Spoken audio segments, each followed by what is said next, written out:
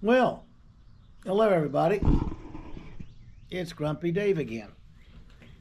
We did the video a second ago and my GoPro is playing stupid again. So I'm talking to myself for 20 minutes and showing stuff and nothing's on. I'm going to be looking for an upgraded camera before the year's out. I'll guarantee it. I don't have time to play hack and edit and tape and put stuff together. The camera didn't work the way it's supposed to work, and I'm sorry, your camera's junk.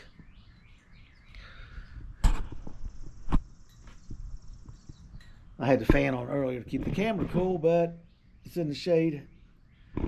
There's Miss Gabby sniffing out her lick of beer out of the beer cap there. Little alcoholic nut. I got to watch her. She knocked a beer can over the other day to lick it up. I had to caught her just when she did it. She got mad at me.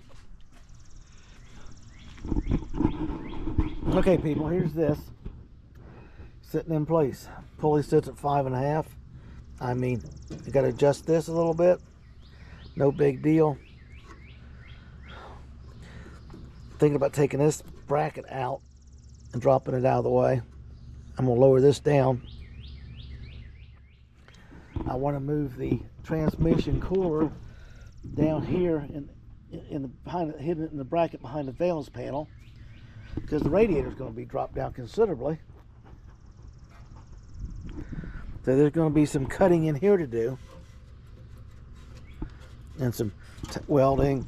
Fender wells got to be cut. I got panels to make everywhere. Your rainy day's coming up. It's going to be a good day to be just in the shop where it's cool and comfortable. We'll go back and repeat what I just did before the camera shut off on me. So hopefully, there she is. Everything's sitting good. The only thing I want to do is when we pull this apart to do the rust proofing and everything and the final stuff before the install, I want to slot this here so I can move it back and forth a little bit, because it is extremely tight. I'm not sure the rear end coming in there, and a 1/4 inch up here might make a big difference back there, so I don't have to fight it. I got to do some scraping and some heating and cleaning, and the other side here was totally, you see we replaced it all. Got that off an angle a little bit, but no problem. I should have put a straight edge in there, but I didn't have one. And get the seam sealer done, get the rust proofing on it. I'm going to rust proof from here to the outside of that one, up around the engine compartment stuff, all the way to the back, and over to the cross member here. Because all this stuff in here is going to get redone. There's metal to be replaced, metal to be doubled up on. So that's what we've been working on right there. I'll get this plate. I gotta trim it a little bit here. Get the cutter out to do that. I'll get him to spot weld this in. I'm gonna go up top, take this out, take a drill bit, go clear through the floor so I can locate it. I gotta cut inside this piece. I can't cut through the support. I gotta cut inside this piece at an angle and slit it. Take the floor piece out, because I want to put a piece of 1/8 inch steel in here. It's threaded and tapped and bolted in place, and when it's all cleaned out, tack welded in, and that way we got something stronger to bolt to over here. I'm just not really happy with this. Okay,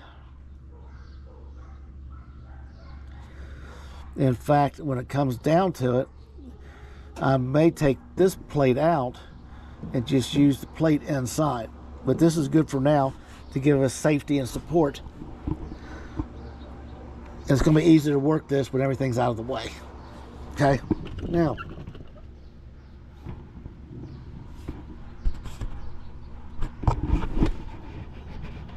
here's the motor mounts. They come down on these pads here. That's my next fitment job, and I may try to put the camera on them. I don't know if it's going to stay running. It's going to shut off. It's going to tell me with the power stick on it, it didn't have enough juice. or what it's going to say. The clearance is up. Everything is good. I've got to make some decisions on a shifter. I'm thinking about one out of a Mustang, just for the heck of it. I'll get on the line and check with somebody what they use for a cable when they're using a 4L60E with a Ford Mustang automatic shifter.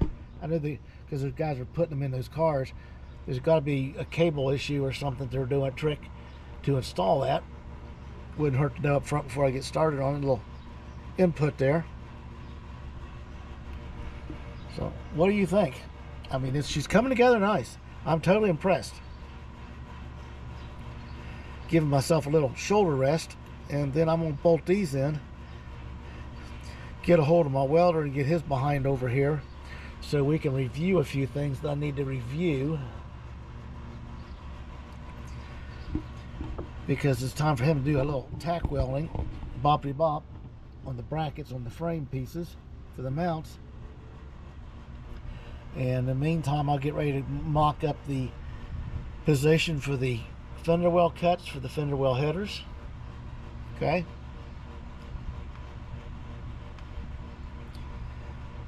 Because they're going to have to be cut to fit and made to fit. I should say garage built. Probably an easier way of putting it.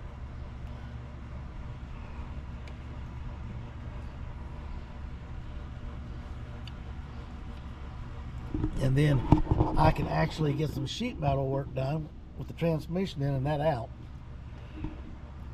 So I can double check my measurements off the transmission. Because I got to do this side. I have to do that side. Got to come around the front. Do the floor up in here. And I got the side panels to redo. And they got to be level and square and true. I already did one by accident. It's shifted. I didn't catch it because the transmission wasn't in, and I had to cut it back out. I don't like doing that. Needless to say, people, we are there. It is rocking and rolling.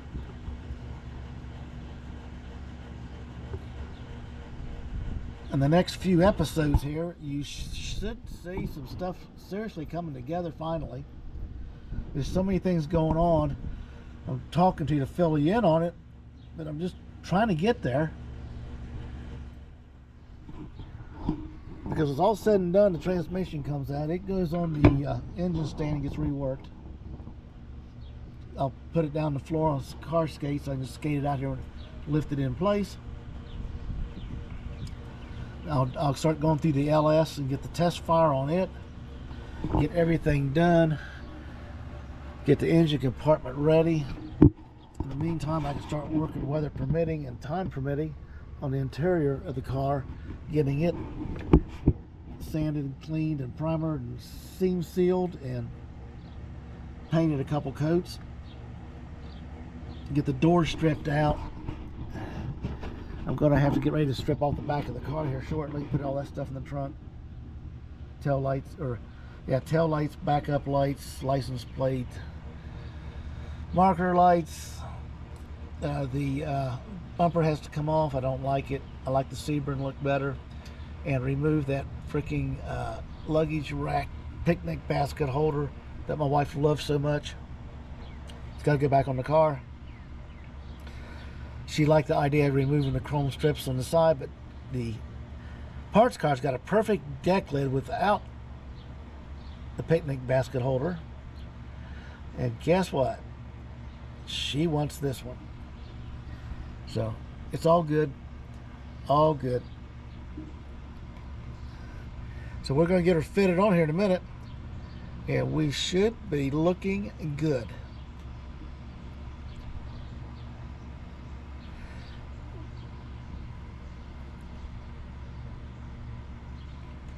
We'll get it. I'll show you what we got lined up and what we got planned.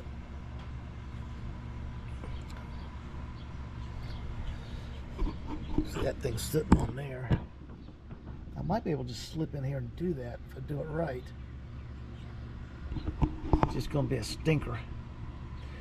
And then I'll have to swing the jack to this side so I can lay in that position and get that way.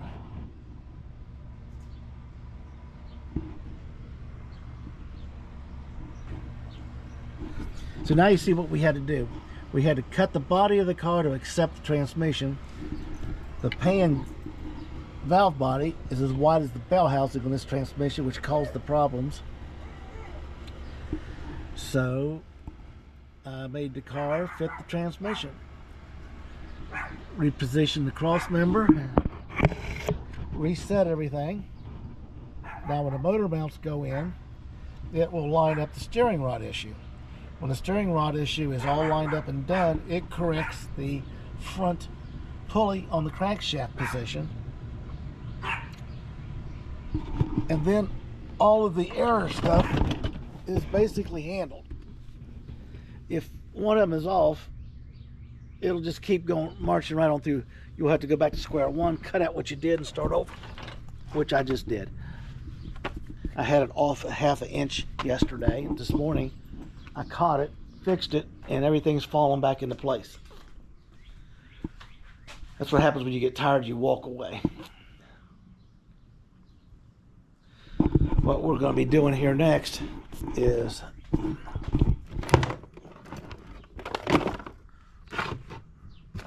set my mag drill up as my little bench drill. I got the chuck, I can't figure out where it's at. It's got to be out at my son's. I can put a regular chuck in here. You don't have to use the angle drill.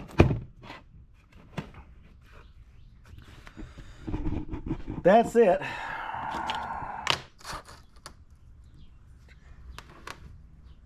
I'm going to guesstimate right there. 14.5 inches from bolt to bolt. I think she's 18 where I'm working. I've got room to wiggle and adjust.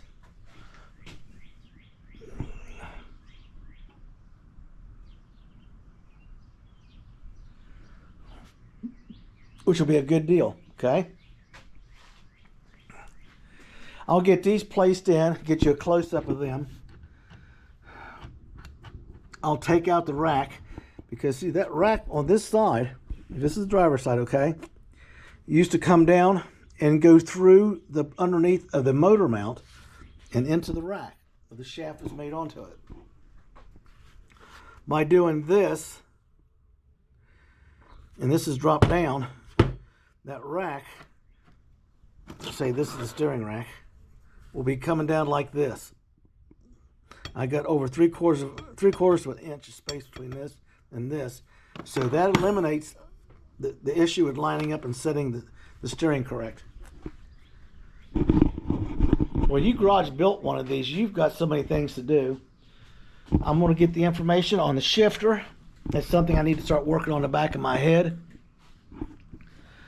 I'm going to get it. Spend some time out here later. I got to get all the sheet metal pieces I cut out of the car in large sections. I didn't just cut little stuff. I can clean them and trim them and reuse them and put them right back in.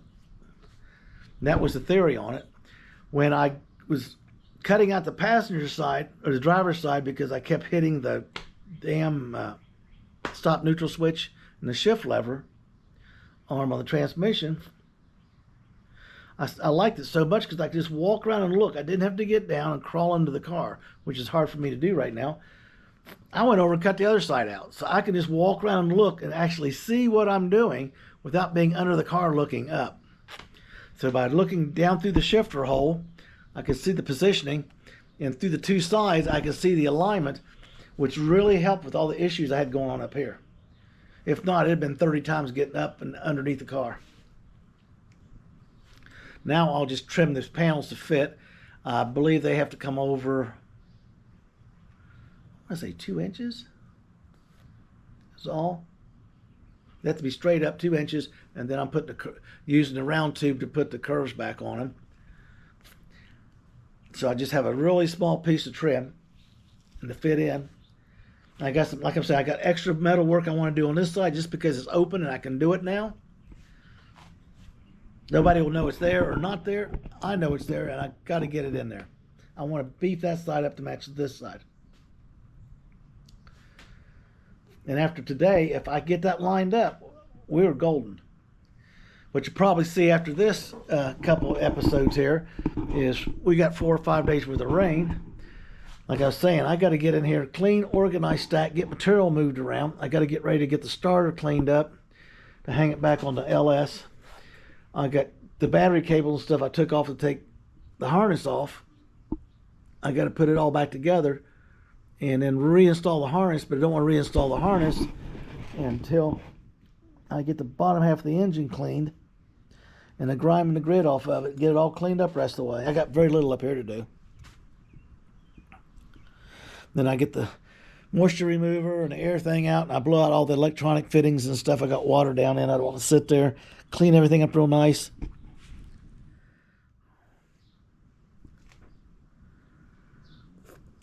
The sweet thing of it is the transmission doesn't stick down much far, the oil pan much farther than the transmission pan. And look where the transmission pan is. You can't see it. So I'm not going to have a ground clearance issue, which will be nice because I can put the side pipes on if I go that route and kind of tuck them around the bottom just a little bit, so when you stick your foot out, you're not rubbing up against them. I know they got a safety shield so you can't burn your leg on them or foot, but just a little extra. Plus, I think it'd look cool. It would kind of make the car look lower. I'm going to run the MG factory 14s on it, but a different size tire, naturally. Debate on flares on the wheel wells. I've got several things I've got to consider.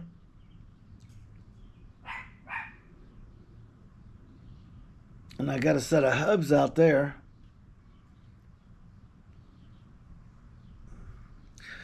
That they're for wire wheel. You got to take all that stuff off to switch them over, because I may need to put longer studs and spacers on to kick these wheels out. It's just a whole set of dominoes. One thing sets off something else, sets off something else. Right now I'm just trying to get through round one. The wheel spacing and everything will be worked on and decided while I'm installing a rear end, which will make a big difference.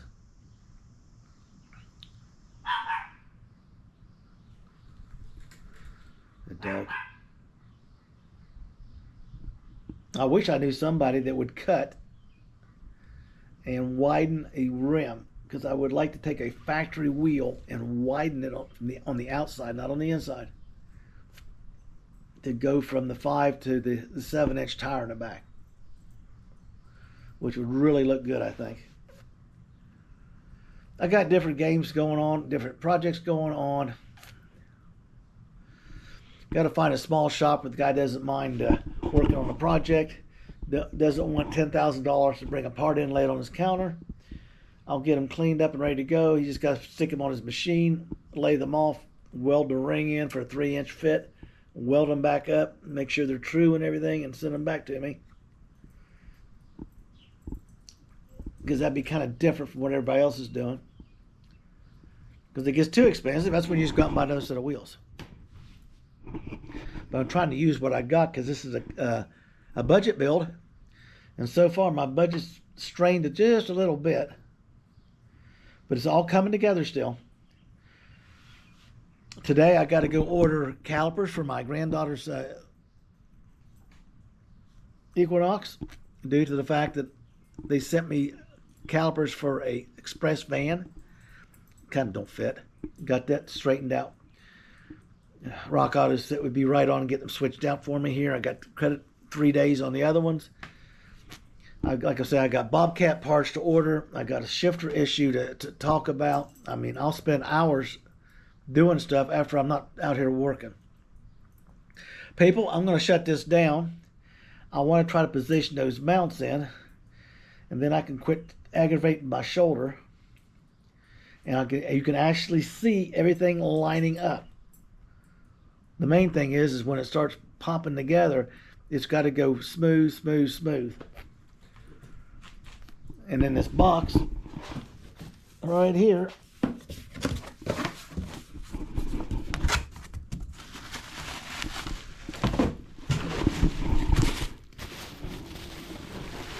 black common steel headers.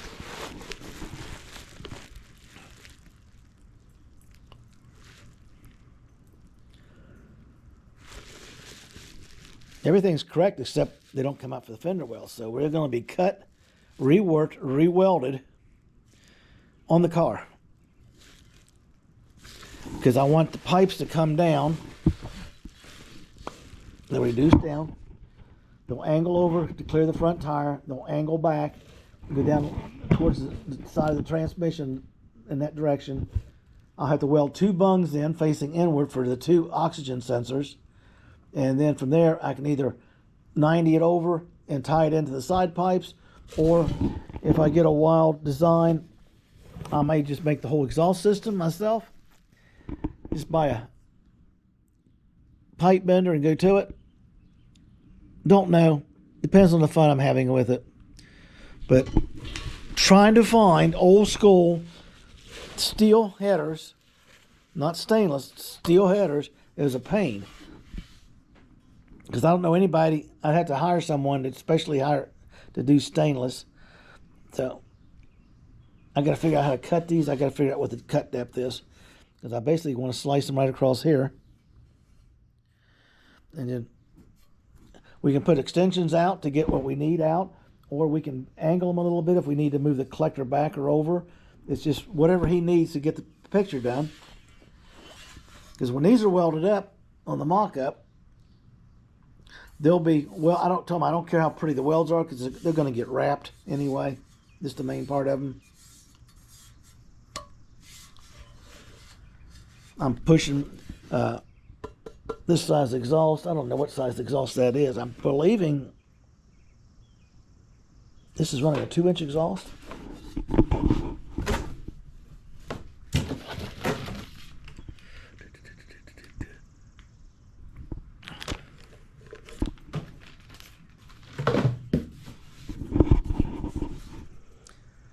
They're pretty much the size of the other ones on the here. They reduced down a little bit here, which could be a good thing. It could be a blessing in disguise. And when Jason comes up, I'm probably going to confer with him in the best position to how far back to put the O2 sensors in the pipes.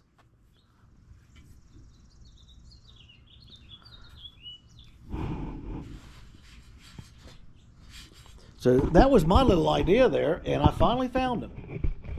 Jake's had them in all places.